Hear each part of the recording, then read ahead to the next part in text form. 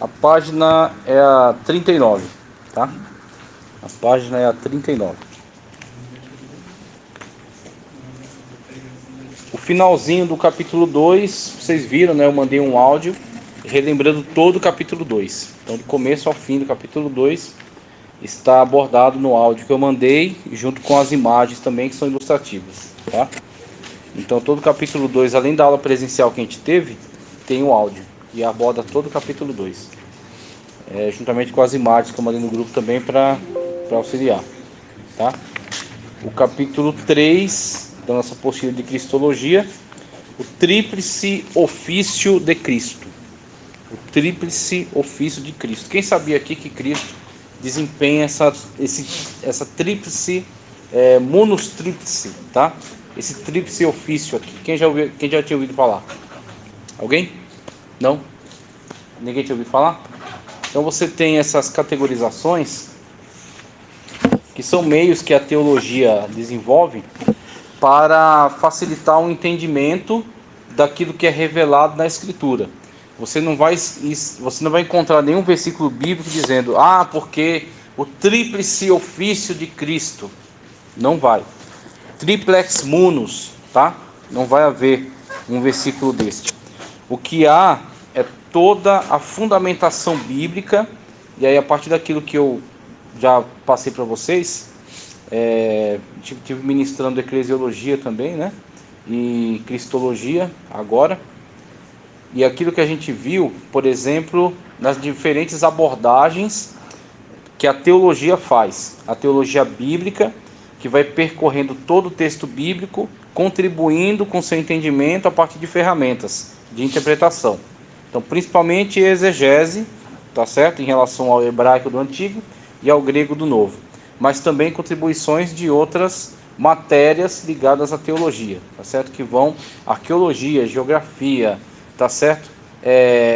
História, né? Tudo isso vai lançando informações que trazem mais luz ao conhecimento bíblico. Então você pega um comentário bíblico, o comentarista vai fazendo uso de diferentes informações que tem diferentes fontes e vai assim esclarecendo aquele versículo.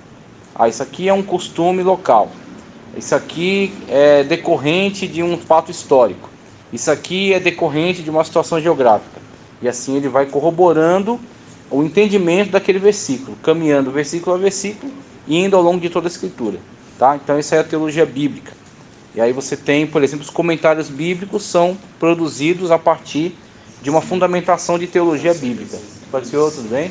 Amém? Ou você tem uma teologia sistemática que vai recortar pelos temas. Então, o que é, pode ser tudo bem? O que é relevante, o que é relevante ao tema. Tranquilo. O que é relevante ao tema. Então, a partir do tema, ele vai investigar tudo que há de conteúdo bíblico relacionado àquele tema, tá? Que é o caso aqui, pode ser, fique à vontade. Que é o caso aqui, munus triplex, que ele vai colocar aqui, ou o tríplice ministério de Cristo. Ele vai, a partir dessa sugestão, tá certo, desse tema, ele vai investigar na Sagrada Escritura tudo aquilo que está relacionado a essa tríplice função ministerial exercida por Cristo Jesus, tá certo? E na verdade o próprio tema, ele nasce dessa investigação bíblica. Uma vez que você tem os fatos bíblicos, você vai organizá-los, e quando você organiza, você chega à conclusão de que existe um tríplice ministério exercido. Então você diz lá, o tríplice ministério de Cristo. Quais são as fundamentações? Aí ele vai traçar todas as fundamentações para o ministério profético de Cristo, o ministério sumo sacerdotal de Cristo e o ministério régio de Cristo. Ele é profeta, ele é sumo sacerdote e ele é rei, ok? E tudo isso está fundamentado na Sagrada Escritura. Então, quem justifica a sustentação de que Jesus é profeta é a Bíblia. Quem justifica a sustentação de que ele é sumo sacerdote é a Sagrada Escritura. Da mesma forma também a sustentação de... Por isso que ele está levantando aqui esse tema. Porque ele é fundamental para entender a envergadura da atuação do Senhor Jesus Cristo. Que muitas das vezes a gente... Pode ser tudo bem? nós não temos às vezes a real dimensão de tudo aquilo que Cristo fez e desempenhou, tá certo? Aquilo que ele exerceu enquanto ministério, aquilo que ele ensinou, as decisões que ele tomou, a maneira como agiu, qual o impacto e qual é a importância que isso tem dentro da Sagrada Escritura, dentro de toda a Bíblia Sagrada, tá? Então é por isso que a gente vai investigando a partir desses temas aqui, né? A partir dessa realidade que é constatada na Sagrada Escritura, tá? Então você tem na página 39, tríplice ofício de Cristo. Nesse capítulo iremos estudar o tríplice ofício de Cristo, chamado munus triplex. Somente Jesus exerceu os 3 ofícios: profeta, sacerdote e rei. Aí ele vai falar da importância de cada um desses ofícios para Israel. Então Israel, nação escolhida por Deus. Deixa eu só abrir um parêntese aqui. Nação escolhida por Deus. Está tendo um perrengue aí, né? Devido a essa situação de Israel estar se defendendo de um ataque de um grupo terrorista, tá? Ok. Então, a faixa de Gaza já foi faixa de Gaza e Cisjordânia, né?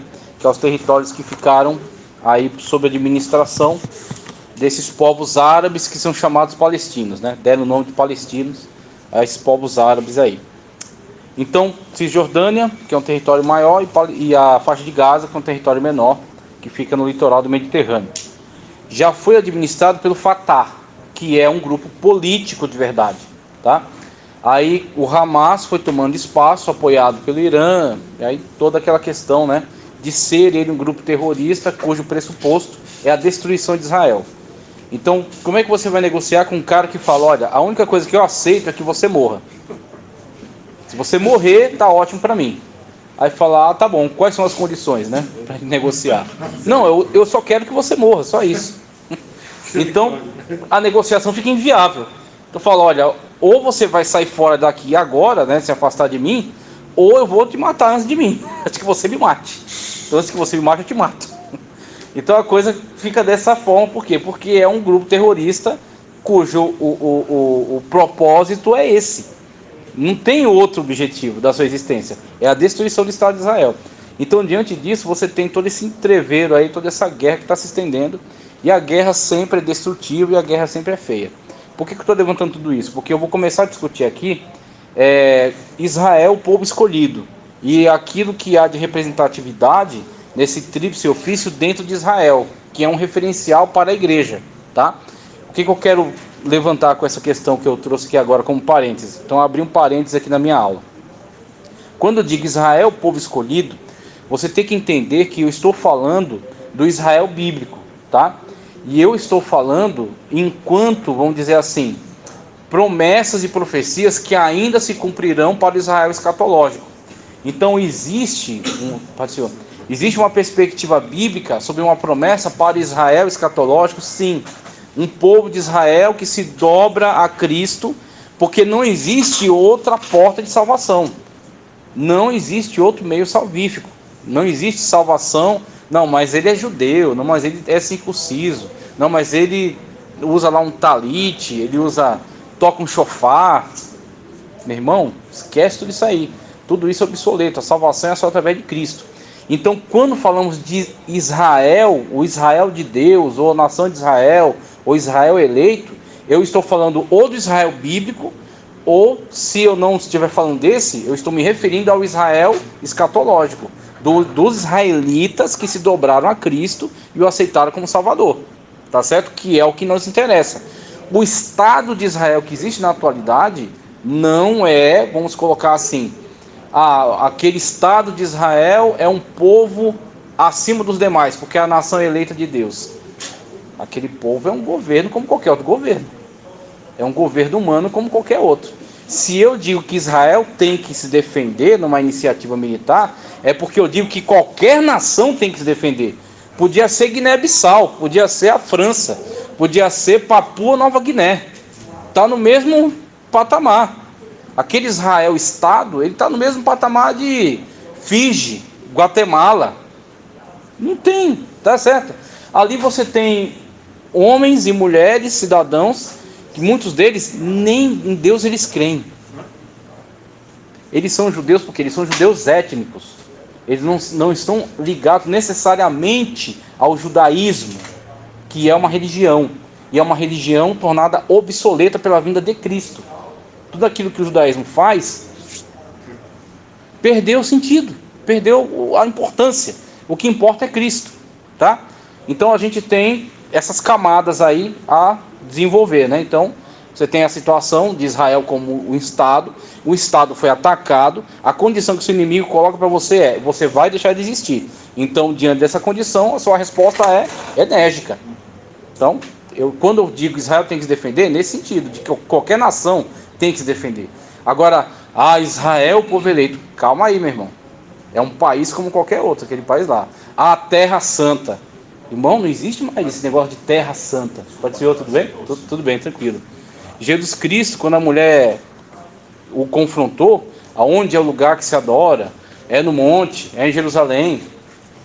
Jesus Cristo disse: é vindo o momento, na verdade já é chegado, em que o verdadeiro adorador adorará o Pai em espírito e em verdade.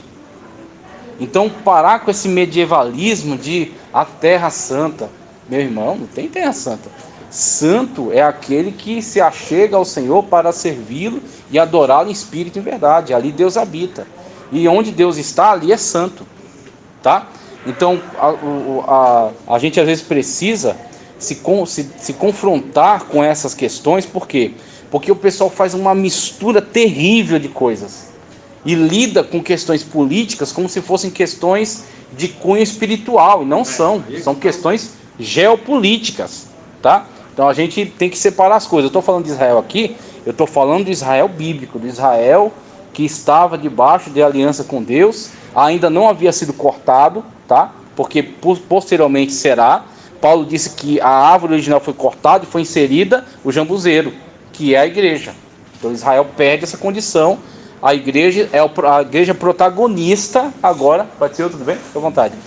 A igreja protagonista agora nos planos de Deus, não é Israel. Israel está de canto, uma vez que rejeitou o Messias. Somente os judeus que recebem Jesus como Messias, aí é outra coisa, tem que se ver. O pessoal fala sobre judeu messiânico. Tome muito cuidado com figuras da internet que se apresentam como judeu messiânico. Tá? Judeu messiânico. Eu tenho alguns rabinos que eu ouço e tal, mas assim, você tem que pôr um filtro sobre o que você ouve dele. Por quê?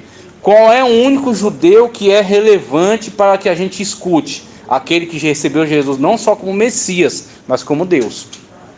Porque tem essa questão. Às vezes Israel, a partir da sua teologia, ele pode até reconhecer que Jesus seja um Messias, mas não necessariamente isso significa que ele reconhece Jesus como Deus. Aí vira aquilo que a gente viu na aula passada, um ebionista. Um ebionista é um judeu que reconheceu Jesus como Messias, mas não o recebe como Deus. Então ele diz: Jesus Cristo não é Deus, não é eterno. E se ele vai por esse caminho, falhou, não adiantou nada, tá certo? Pode falar, se queria falar. Não, é que assim, né, no caso assim, porque o próprio Isaías, quando ele fala assim, ainda que os filhos de Israel sejam como a areia do mar, o remanescente é que será o remanescente. Aí onde está esse escatológico que o senhor está falando é o remanescente. É, exatamente. Aí você tem ao longo da história judeus que aceitaram Jesus como Salvador, que eles constam em que lista? Da igreja. Eles são inseridos no corpo da igreja, são a igreja triunfante ou é a igreja militante que está na terra. Então é a igreja, eles têm que se agregar à igreja, tá? Ou os judeus que posteriormente, conforme descrito nas profecias, se verão em situação de aperto devido ao Armagedon e vão reconhecer Jesus na sua vinda. Aí se dobrarão e aceitarão Jesus como Deus. Pode falar. Esses judeus que aceitaram Jesus, eles no milênio, por exemplo, eles vão ficar junto com a igreja ou junto com Israel? Ao meu ver, que a escatologia ela tem várias vertentes, ao meu ver, eles estão junto com a igreja, porque eles foram trazidos para dentro do corpo da igreja. Então, claro que existe algumas promessas a se cumprir para Israel. Por exemplo, extensão territorial. Na época do milênio, acredita-se que Israel terá toda aquela extensão territorial conforme prometido. Eu creio que Jesus será o rei sobre Israel. Já tem outro que diz que será Davi. Eu acredito que será Jesus, que o rei Jesus que agora assume, tá certo? O filho de Davi, o descendente de Davi, tá? Olha um aspecto aí da realeza de Cristo, ser o descendente de Davi, tá? Então você tem promessas para Israel escatológico. Sim, tem. E Deus sabe quem serão aqueles que estarão na época, né, do cumprimento dessas promessas. Mas nós temos que fazer uma grande separação entre o Israel bíblico, o Israel escatológico e o Estado de Israel na atualidade. O Estado de Israel é um país como qualquer país, tá? Então não tem nada de especial. Inclusive, os judeus que são religiosos em Israel são exatamente a faixa populacional mais detestada. Eles odeiam os judeus ortodoxos, porque são os que causam mais problema para eles, tá? Então eles não trazem grande lucro para o Estado, querem um monte de coisa, proíbem um monte de coisa, não permitem certas manifestações, que para eles já é normal, porque eles são pessoas seculares, tá? Então é isso que a gente precisa, às vezes tem uma certa visão romântica de Israel. Pode ir. Quando o senhor fala assim que Israel é um povo escolhido, não se refere ao Estado. Ao Estado de Israel na atualidade. Mas e sim a um Israel escatológico. Isso. E Israel bíblico. A um povo de Israel, que no caso aqui estava sob aliança com Deus, né, que depois dessa aliança, eles, devido à sua desobediência, Deus ele não quebra suas alianças, mas eles foram infiéis, então eles são colocados de lado. E aí Deus tem promessas do futuro para eles, que vão se cumprir. Mas quem está no centro da ação agora é a igreja, não Israel. E essa situação, então, não tem nada a ver com as profecias bíblicas diante do Estado de Israel, ou tem alguma coisa? Tem mais a ver com as profecias de Cristo, quando fala sobre guerras e rumores de guerra. Nós estamos dentro desta atuação, tá certo? Dentro dessa área profética de guerras e rumores de guerras. A gente está vendo estourar várias guerras sucessivas. Não é profecias cumpridas com o povo de Israel. Mais geral. Agora vai haver sim, por exemplo, o livro de Ezequiel fala de guerras específicas que aconteceram com Israel. Isso está quase para acontecer. Está assim, né, na iminência. Então ele começa a falar aqui, ele fala sobre a importância desses ofícios dentro de Israel. Aí eu abri esse parênteses, né, que eu achei relevante. A gente nem sempre tem essa oportunidade de falar sobre isso. Então é importante dentro de Israel esses ofícios dentro das suas funções, né, que desempenham, dentro dos seus chamados. Então o profeta, tá certo, que é aquele incumbido de trazer a revelação de Deus para o povo, tá? E uma coisa também que ele deixa claro aqui nessas primeiras páginas, 39 e 40, indo para a página 40 já, ele traz dois exemplos. Ele traz o exemplo de Saul e ele traz o exemplo do rei Uzias. O exemplo de Saul e o exemplo de Uzias. Para que ele traz esses dois exemplos aqui? Para mostrar que essas três funções elas são importantíssimas, fundamentais, só que elas são desempenhadas separadamente. Então a pessoa era ungido como profeta, era ungido como sacerdote ou era ungido como rei. Aí, claro, sempre tem exceção, né? Então tem a exceção de Samuel, que exerceu duas das funções. Ele era sacerdote e ele era profeta, tá certo? Só que ele não exerceu a realeza, ele foi um juiz. E um juiz tem uma envergadura de atuação menor do que um rei. Então, primeiro, um rei, ele constitui dinastia. Ele chega ao poder e se ele for fiel a Deus, Deus ele abençoa e ele pode estabelecer dinastia. Então o seu filho se torna rei, o filho do seu filho e por aí vai, seu neto, tataraneto, como foi no caso de Judá. Então Judá teve só uma dinastia, começando com Davi. A de Saul caiu devido à sua desobediência, estabeleceu-se de Davi, Deus firmou a aliança com Davi e a partir dali foi até o cativeiro.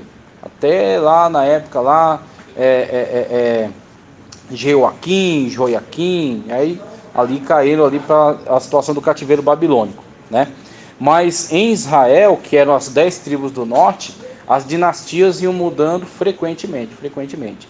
A dinastia que mais durou foi a de Onre, foi a Onre, Acabe, Acasias e um outro lá, e depois veio o Jorão e deu fim em tudo. Jorão não, veio Jeú e deu fim em tudo. Mas você tem aí essa diferença de um juiz, que foi o caso de Samuel, e um rei, né, que foi o caso de Davi. Então, um juiz ele tem uma atuação específica. Ele foi levantado em decorrência de uma situação específica. um ataque contra o povo. Aí Deus levanta um juiz que tem, como é dito em aula de história de Israel, ele tem uma liderança carismática. O que é essa liderança carismática? O carisma.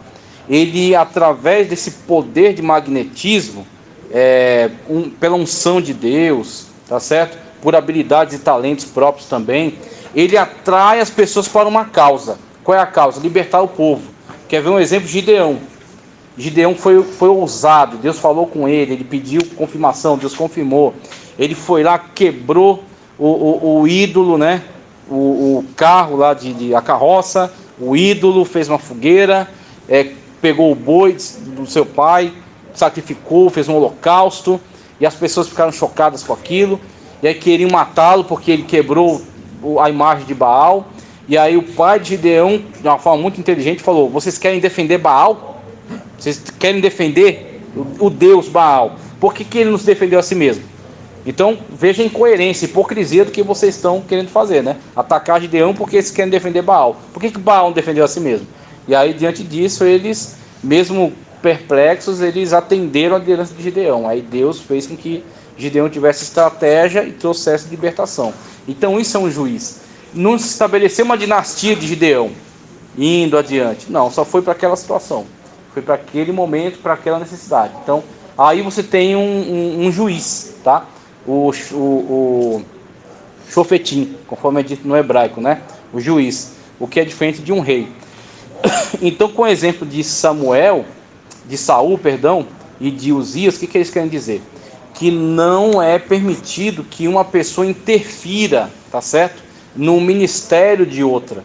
Não é permitido. Se não foi dado a ela exercer esse ministério, ela não pode interferir nele.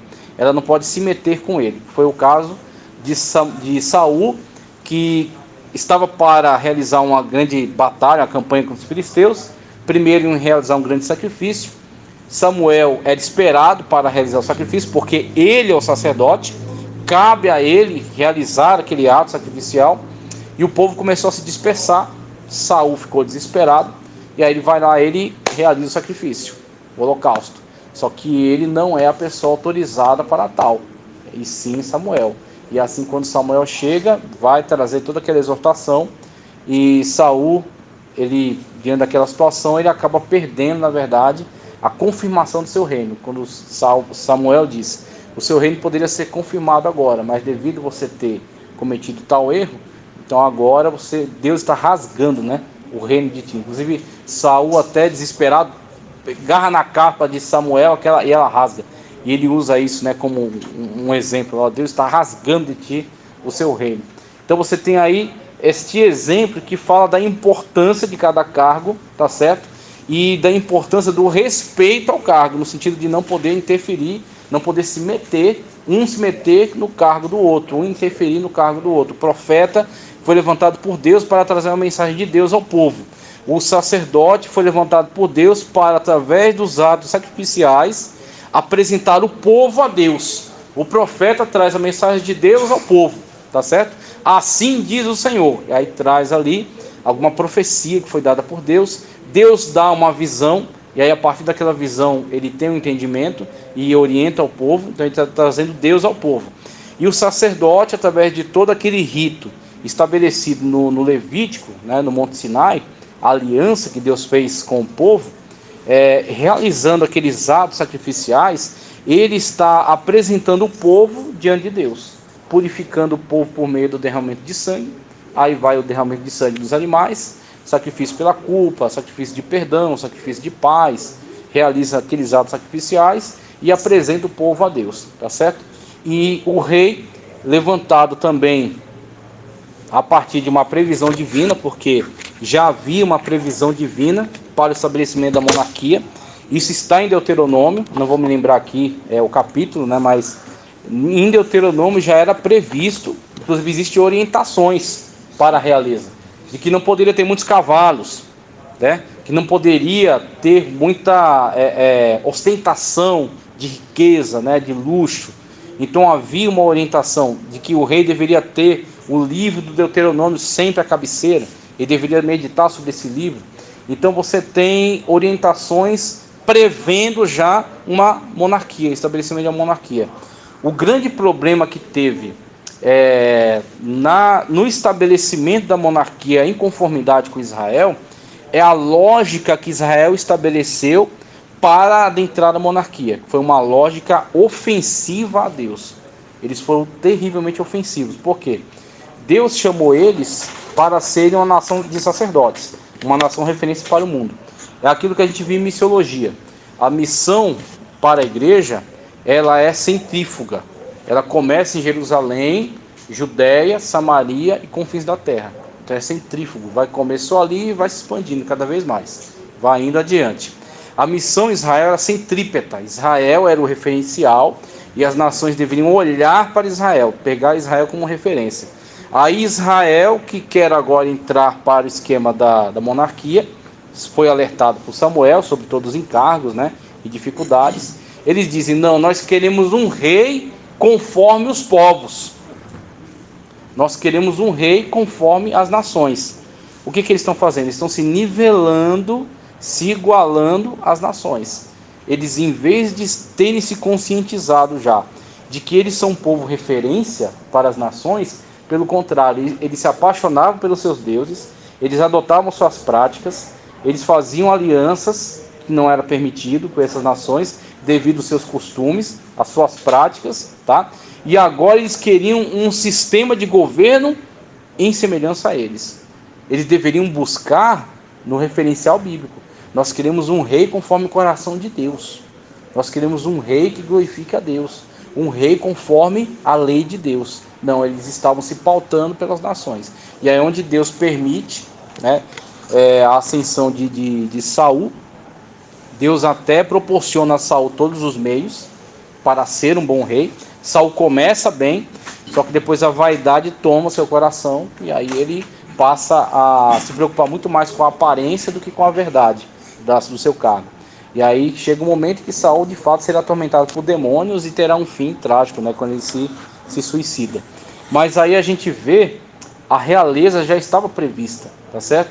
Dentro da lei de Deus. E a realeza é uma das funções que será exercida por um homem que foi levantado conforme o coração de Deus e que vai ser também uma tipologia para aquele que virá e que virá dentro da sua linha genealógica, que virá dentro como um tronco, né, como alguém que vem dentro da sua linha genealógica, vai nascer e vai exercer, tá certo? Esse ministério, né, essa realeza, enquanto está na terra devido à sua função de servo de Deus, então ele se humilha na função de servo, você não tem ali muito claramente essa realeza. Quando ele é interrogado, quando o Senhor Jesus Cristo é interrogado, ele fala de forma muito clara para Pilatos, o meu reino não é daqui, o meu reino não é desse mundo. E o reino de Cristo é exercido hoje e também tem uma previsibilidade de estabelecimento físico dele na terra. Então Jesus Cristo já reina, e Jesus Cristo ainda reinará fisicamente na terra, e o reino dele é eterno, tá? Então temos aqui as funções como eram importantes em Israel, e como cada um teria que respeitar a função do outro, né? Não se intrometendo, não interferindo nesses ministérios, tá certo? Você quer falar? Quer falar uma coisa? Pode falar. Porque Jesus, ele, lá no Apocalipse, diz assim, eu sou a raiz e a geração de Davi. De Davi, coisa maravilhosa, né? Pois é. Muito, muito, muito importante. E a gente olha aí todo o encadeamento de profecias e cumprimentos, né? De previsão e realização que você tem a partir de Cristo Jesus. Como tudo se concatena nele, tudo, né, vai se cumprir nele. Então você tem aqui essa descrição que ele faz, esses alertas, e aí seguindo adiante ele fala sobre Jesus como profeta. Na página 40 tem um texto negrito aí que diz, ó, Jesus como profeta e escandalizaram-se nele. Jesus, porém, disse, não há profeta sem honra, a não ser na sua própria pátria e na sua casa. Mateus 13:57. Importa, porém, caminhar hoje, amanhã e no dia seguinte, para que não suceda que morra um profeta fora de Jerusalém. Lucas 13:33. Então você tem esses textos que são muito claros quando Jesus, de si mesmo, ele reconhece o seu ofício profético, tá? E aí ele vai dar uma descrição um pouco melhor sobre essa questão do profeta aqui na página 42. Na página 42, na parte de cima, ele traz as 3 designações, as terminologias hebraicas para profeta, que é o Nabi, Roer e Ozer, tá? Nabi, Roer e Ozer. O Nabi é principalmente falando acerca daquele que recebe uma mensagem da parte de Deus. Então está principalmente relacionado a isso. O Nabi é aquele que recebe uma mensagem da parte de Deus. Então Deus lhe comunicou uma fala, uma mensagem. E aí ele, para deixar muito claro que aquilo não é uma invenção da sua cabeça, mas que ele está subordinado a Deus e comunica algo da parte de Deus, ele pronuncia a sentença: assim diz o Senhor. E aí vem, né, toda aquela mensagem que é uma comunicação da parte de Deus. As 2 terminologias seguintes, que é Roer e Ozer, eles falam simultaneamente de uma outra característica peculiar do profeta, tá? Que é ser também um visionário. Então, o profeta é alguém que comunica a mensagem de Deus, então ele é a boca de Deus, tá certo? Deus usa-o como instrumento de comunicação com o seu povo, e ele também é um visionário. Então Deus lhe mostra visões. Deus pode apresentar um sonho, Deus pode apresentar uma visão, Deus pode se manifestar teofanicamente a ele. Então é uma teofania. Por exemplo, Isaías via o Senhor assentado num alto sublime trono, e os serafins estavam ao redor dele e clamavam: santo, santo, santo é o Senhor dos exércitos, a terra está cheia da sua glória. Então Isaías, ele foi colocado diante de uma teofania, diante de uma manifestação de Deus, tá certo? Diante dele, perante ele. E diante daquilo você tem o encargo missionário que é dado a ele, né? O Senhor disse: quem é por nós, quem enviarei, quem há de por nós. Isaías apresenta-se e Deus o incumbe. Então, ele fala que ele é um homem de lábios impuros e habita no meio de um povo de impuros lábios. Um serafim toca-o com uma brasa do altar, disse: isto te purificou. E aí Isaías é então enviado por Deus como uma voz, tá certo? Uma voz de alerta, uma voz de exortação, uma voz de esperança. Então o profeta tem essas incumbências. Aí ele vai falar a terminologia grega também, que é profeme, tá certo? Que é no sentido de falar de antemão, no sentido de ter uma mensagem, tá certo? E